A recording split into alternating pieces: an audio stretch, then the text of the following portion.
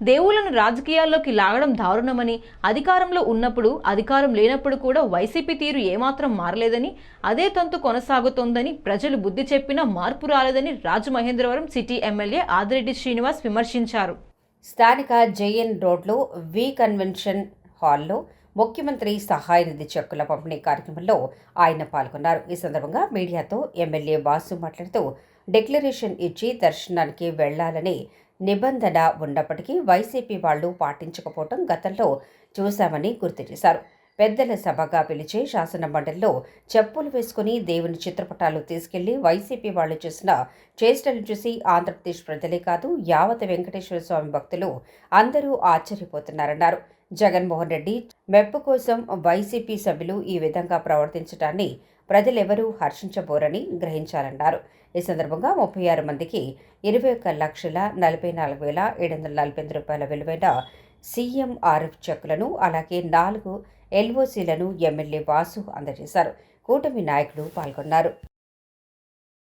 గత 5 సంవత్సరాలు గుర్తుపెట్టుకోవచ్చాలు. ముఖ్యమంత్రి సహాయ నిధి ఇదే పేరున నీవు వాగాడు. ముఖ్యమంత్రి సహాయ నిధి కోసం ప్రజలు ప్రజాప్రతినిధి ఆఫీసుల చుట్టూ చెప్పులు అరిగేటట్లు తిరిగి, సచివాలయం చుట్టూ చెప్పులు అరిగేటట్లు తిరుగుతున్నారని ఆయన అన్నారు. ఈ నియోజకవర్గంలో ఈ రోజు వరకు 409 మందికి ఇచ్చాం ముఖ్యమంత్రి సహాయ నిధి. ఆ 400 మందికి 3,72,04,204 రూపాయలు కేవలం ఈ నియోజకవర్గం నుంచే ఇచ్చాం మేము. ఈరోజు 32 మందికి చెక్కులు, 4గురికి ఎల్ఓసీలు ఇస్తా ఉన్నాం. మొత్తం కలిపి 445 మంది ఈరోజు ఇస్తా ఉంది. సుమారు 21,44,748. మొత్తం కలిపి 3,93,48,952. ఈరోజు ఇక్కడికి వచ్చిన వాళ్ళు సుమారు 36 మంది ఉన్నారు. ఏమో 36 మంది ఎవరైనా సరే మిమ్మల్ని చెప్పులు అరిగిపోయేటట్లు తిప్పుకుంటుందా కూటమి ప్రభుత్వం? తిప్పుకున్నారమ్మా.